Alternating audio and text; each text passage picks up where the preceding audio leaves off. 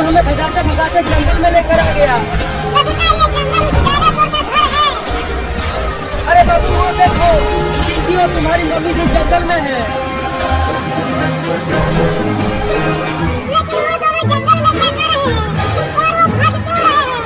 Tempo को ले चलो उनके पास। अरे लगता है मैं बेहोश हो जाऊंगा, जल्दी मुझे टेम्पो में बैठा लो।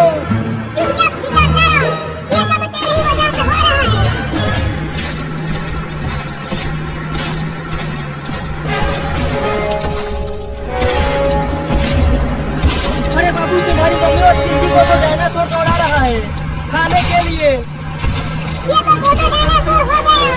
चलो पहले उन्हें भी टेम्पो में बैठाते हैं। अरे मम्मी और चिंटिया टेम्पो में आ जाओ। टेम्पो में चल चिंटिया।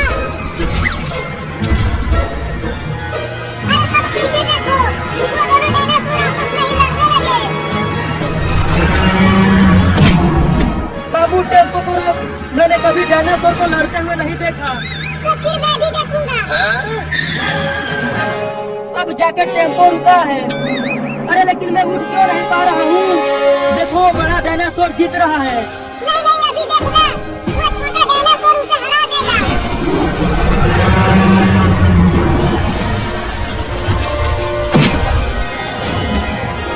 देखो मम्मी कितना मजा आ रहा है। दोनों डायनासोरों को आपस में लड़ते हुए देखकर लड़ाई देखना बंद करो और चलो चिंटू को बचाते हैं। ये चिंटू भी इस जंगल में है। हाँ, और वो मुसीबत में है। अरे तो जल्दी चलो उसे भी टेम्पो में बैठाते हैं।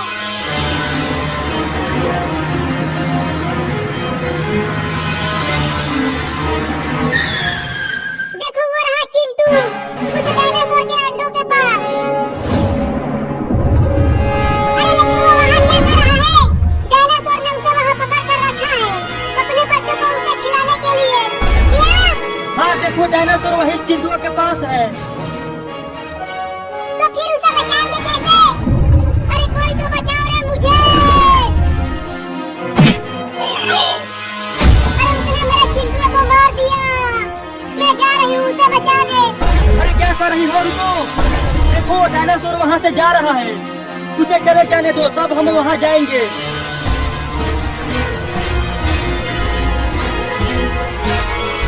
वो चला गया, चलो।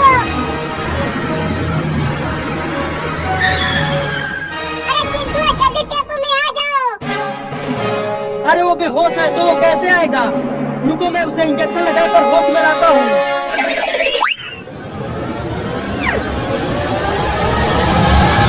रमज़ान करीम जिस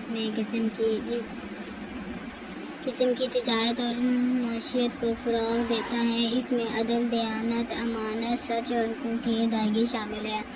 इस्लाम इस्तहली तिजारत को रद्द करता है और तमाम इंसानों के लिए एक मुतबादिल माशी और तिजारती निज़ाम फराहम करता है। रमज़ान में इस निज़ाम को अमूमन नाफिज करने का बेहतरीन मौका फराहम करता है और तमाम इंसानों को दावत देता है कि वो इस मिसाली निज़ाम को अपना कर माशरती फलाह हासिल कर सके। रमज़ान के दौरान माशरती और तजारती का तकाज़ा ये एक ऐसी माशी निज़ाम को परवान चढ़ाना होता है जिसमें इंसान को अदल की बुनियाद पर, इंसाफ की बुनियाद पर, इंसानी हुकूक़ की बुनियाद पर, माशी मसावत की बुनियाद पर और मुस्लिम हो या गैर मुस्लिम इनको एकसा तौर पर माशी मौका मैसर करते हैं और इस बात का मौका मिलता है कि वो माली तरक्की के साथ इखलाकी उसूलों के सामने रखते हुए दौलत की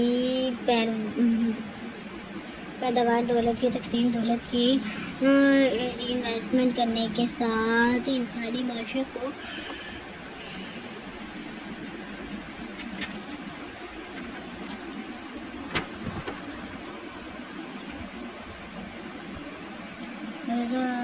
माली ज़िंदगी पुरसुकून ने एक पुरअमन माशरा बना सके।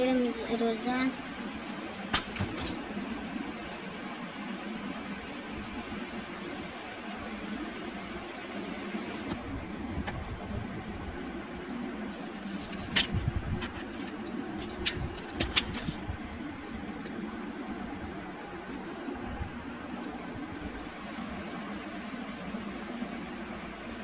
روزہ ہمارے اندر ایک نئی معاشی فکر پیدا کرتا ہے جس کی نمایاں خصوصیات کفایت اور سادگی یا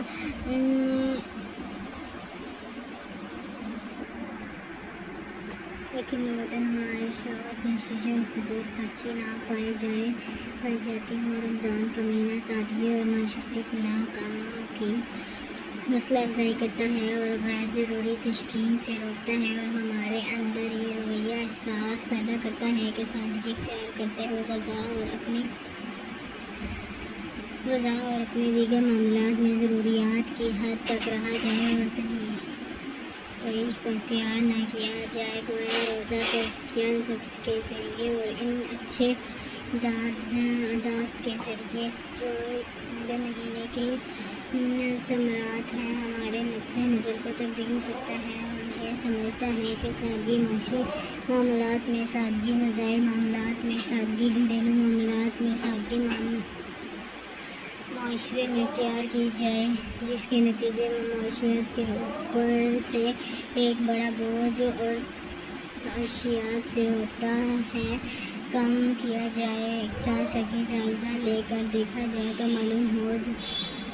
معلوم ہوگا کہ بہت سے ایسے ممالک میں جہاں پر بحث میں خسارہ کار رجحان پایا جاتا ہے، ان کاموں کی معیشت کا ایک بڑا حصہ تعیشات پر صرف ہوتا ہے، اور اس معاشی بوجھ کو بڑھانے کے لیے ذرائع امداد نمایاں کردار ادا کرتے ہیں۔ ایک شخص جو بغیر غازے کے بھی پرکش نظر آتا ہوا بلاک عامہ کے ذریعے غیروں کے استعمال پر آمادہ ہو جاتا ہے۔ سرمایہ دارانہ معیشت کی ایک بنیادی خصوصیت اس کا کنزومر کو فروغ کر دیتا ہے، جس کے ذریعے صرف ایک شخص غیر معاشی اختیار کہ ہم ایسے اندر سادگی کے ذرائع ان ضروریات کو، ان اقدام کو رواج دے جو ایک صحت مند معاشرے کے لیے مفید ہوں۔ گویا روزے کے معاشی اثرات میں سے ایک پہلو یہ بھی ہے کہ یہ ہمیں معاشی میدان میں سادگی کی تعلیم دیتا ہے اور ان چیزوں سے بچنے کی طرف ابھارتا ہے جو عام طور پر قومی خزانہ اور معاشی بوجھ کا باعث بنتی ہیں۔ اسلامی نظام معیشت کی یہ خصوصیات ایسی ہے کہ اگر ان کو مغرب اور مشرق کے استحصالی معاشی نظام کی جگہ قائم کر دیا جائے تو انسانیت بھوک، افلاس اور معاشی استحکام سے نجات حاصل کر سکتی ہے۔ ایک اور پہلو شیئرنگ کا ہے، یعنی ایک افراد کے معاشی رائل پر صرف اس کا اور اس کے خاندان کا نہیں، دوسرے انسانوں کا بہت حق ہے، اور اس شیئرنگ کے معاشرے میں خوشحالی اور معیشت میں کشادگی اور ٹھہراؤ پیدا ہوتا ہے۔ روزے کے دوران تاجروں اور عام روزہ دار میں سے احساس بھی پیدا ہوتا ہے کہ وہ اس دنیا کی تجارت میں جتنی توجہ اور محنت سے اپنا وقت اور مال لگا رہے ہیں، کیا اسی مناسب سے آخرت میں کامیابی حاصل کرنے کے لیے بھی کوئی انویسٹمنٹ کر رہے ہیں یا نہیں۔ اصلی انویسٹمنٹ تو وہی ہے جو نہ صرف اس دنیا میں بلکہ آخرت میں ایک مسلمان کو کامیاب کر دے۔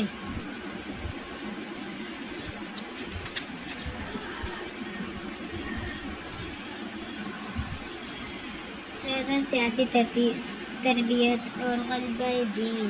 حقیقت یہ ہے کہ اللہ تعالیٰ کی اپنے بندوں پر نعمتوں اور انعامات کا شمار ممکن نہیں، لیکن اللہ کی ان نعمتوں میں رمضان المبارک کو ایک منفرد حیثیت حاصل ہے۔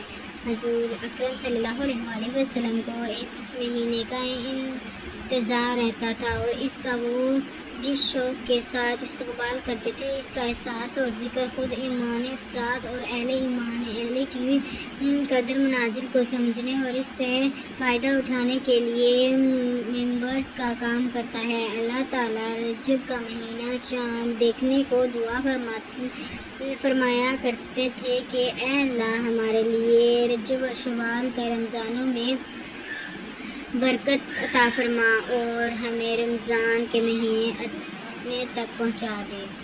اور پھر جب رمضان کا چاند نظر آتا تھا تو انسان نبی سے یہ الفاظ گویا بن کر سفشا ہوتے: اے اللہ، ہم پر یہ چاند امن اور ایمان اور سلامتی اور اسلام کے ساتھ طلوع فرما۔ اے چاند، میرا اور تیرا رب اللہ ہی ہے۔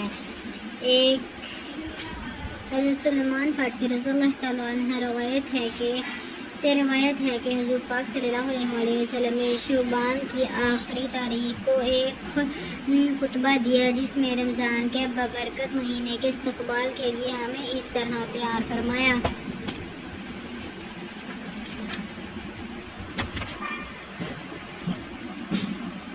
اے لوگوں، بہت بڑی نعمت اور عظمت اور بابرکت والا مہینہ تم پر یہ فنگن ہونے والی ہے۔ اس مبارک مہینے کی ایک رات 1000 مہینوں سے بہتر ہے۔ اللہ تعالیٰ نے اس مہینے کے روزے تم پر فرض کیے گئے ہیں اور رات کے قیام منسوخ تراویح کو نفل قرار دیے گئے ہیں۔ جو شخص اس مہینے میں دل کی خوشی سے ایک نیکی کے کام کرے گا، اس کو دوسرے مہینوں کے فرض کے برابر ثواب ملے گا، اور جو شخص اس مہینے میں ایک فرض ادا کرے گا، اللہ تعالیٰ اس کو دوسرے مہینے کے 70 فرضوں کے برابر ثواب بخشے گا۔ یہ صبر کا مہینہ ہے، صبر کا اجر جنت ہے، اور یہ غریبوں کی مالی ہمدردی اور امداد کا مہینہ ہے۔ رمضان کی بابرکتوں کا ذکر فرماتے ہوئے اللہ تعالیٰ نے آپ صلی اللہ علیہ وسلم نے اس خطبے میں روزے کے 2 اہم پہلو کو اجاگر کر فرمایا ہے جو روزے کی روح اور مقصد کو سمجھنے میں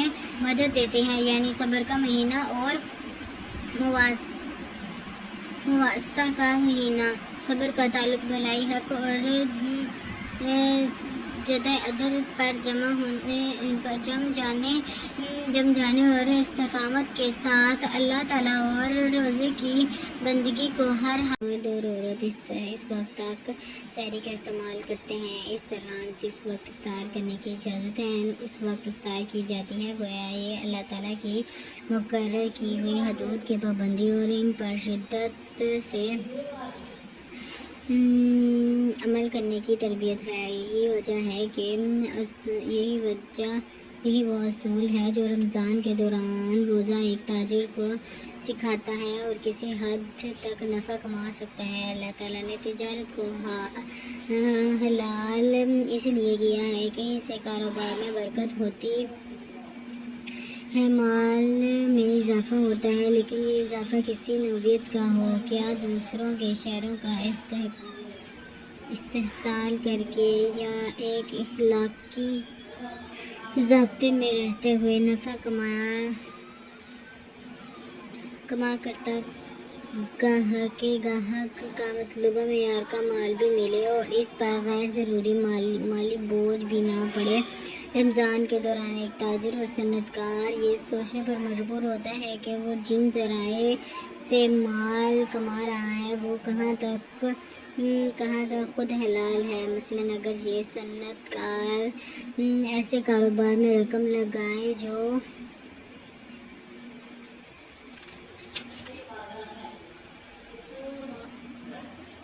مشتبہ یا حرام ہو، جیسے اسٹاک مارکیٹ میں بازاری لگانا یا مؤثر صحت مشروبات تیار کر کے فروخت کرنا، یا ایسے اشیاء کا استعمال جو فحش اور غیر اخلاقی ہو، یا ایسے ڈراموں کی تیاری کے لیے مالی امداد ہے جو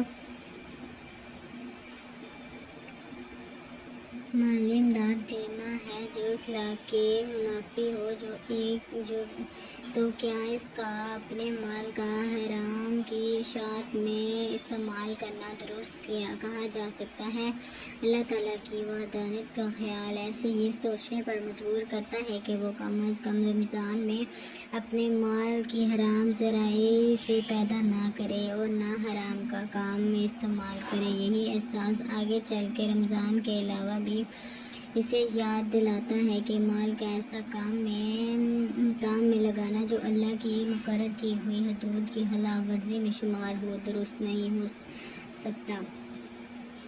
رمضان کا احترام نہ صرف حرام سے بچنے کی تربیت دیتا ہے بلکہ مثبت طور پر ایسے کاروبار قائم کرنے پر ابھرتا ہے جو انسانیت کی فلاح اور معاشرے میں معاشی عدل کا قیام کر سکے۔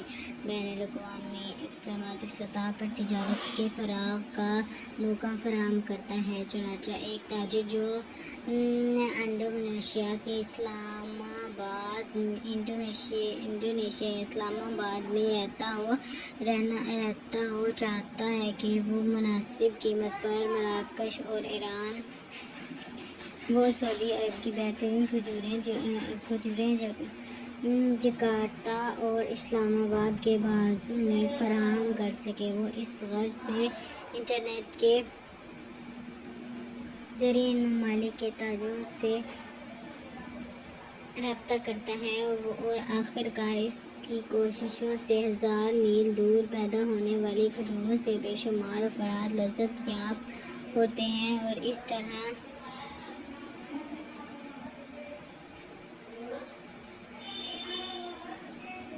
دور دراز کے مسلمان تاجروں کے باہم معاشی تعلقات میں استحکام پیدا ہوتا ہے۔ رمضان کریم میں قرآن کریم کی سماعت اور معافی پر غور کرنے سے ایک تاجر کو یہ احساس ہوتا ہے کہ اسے اپنے معاہدے اور عہد کا پاس رکھنا ہے، کیونکہ اہل ایمان کی صفات میں سے ایک اہم صفت یہ ہے کہ وہ اپنے وعدے کو پورا کرتے ہیں۔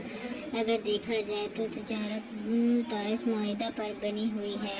ایک گاہک کو سامان دیتے وقت ایک تاجر اخلاقی اور قانونی طور پر ایک ساتھ معاہدہ ہی کرتا ہے کہ جو رقم وہ وصول کر رہا ہو اس کے معاوضے میں جو ایسی سہولت سروسز اور گاہک کو دے رہا ہو وہ وصول شدہ رقم کے ساتھ جائز مناسب رکھتی ہے۔ ایک ماہ کی مسلسل تربیت اس کی عہد پورا کرنے اور اعلیٰ معیار کی اشیاء فروخت کرنے کی عادت کو پختہ کر دیتی ہے، اور اس طرح روزہ ایسی اچھی تجارتی عادت کی علمی تربیت فراہم کرتا ہے۔ روزہ ایک تاجر کو کاروباری معاملات میں ناپ تول میں کمی نہ کرنے کی تربیت دیتا ہے۔ قرآن کریم سابقہ اقوام کے تذکرہ کے ذریعے یہ بات سمجھتا ہے کہ جب حضرت شعیب علیہ السلام کی قوم نے ناپ تول میں کمی کی، ان کے لینے کے پیمانے اور دینے کے پیمانے مختلف ہو گئے، تو اللہ تعالیٰ نے ان پر عذاب بھیجا اور ان کی قوم کو تباہ کر دیا گیا۔ رمضان اشیاء کو خود غشی فروخت کرنے والے تاجروں کو خصوصاً یہ پیغام دیتا ہے کہ وہ اپنی کم ناپ تول کی عادت کی اصلاح کریں۔ ایسے ہی یہ صنعت کاروں کو پیغام دیتا ہے کہ ٹیکسٹائل کی انڈسٹری میں ان کے سود کا وزن وہی ہو جس کا معاہدہ انہوں نے اپنے گاہک سے کیا ہے۔ ایک پھول فروش کو روزہ یاد دہانی کرتا ہے کہ وہ تولتے میں ڈنڈی نہ مارے، ورنہ اس کے کاروبار کی برکت اٹھ جائے گی اور وہ اللہ تعالیٰ کے عذاب کو مستحق بن جائے گا۔ موسم حج کی طرح موسم رمضان بھی بعض اشیاء کی کھپت میں اضافے کا باعث ہوتا ہے۔ ان میں کھجور، دودھ اور دیگر مشروبات جیسے پھولوں کے عرق۔ چنانچہ رمضان کے آغاز سے قبل ہی تاجر ان اشیاء کے بڑے مقدار میں حصول کے لیے جہاں کہیں ان کی پیداوار ہوتی ہے وہاں سے درآمد کرنے میں مصروف ہو جاتے ہیں۔ اس طرح عالمی طور پر اشیائے خود نوشی پیدا کرنے والے کی اہمیت فراہم ہوتی ہے اور وہ رمضان کی خصوصی ڈیمانڈ پر مانگ کو سامنے رکھ کر اپنی پیداوار صلاحیت کا تعین کرتے ہیں۔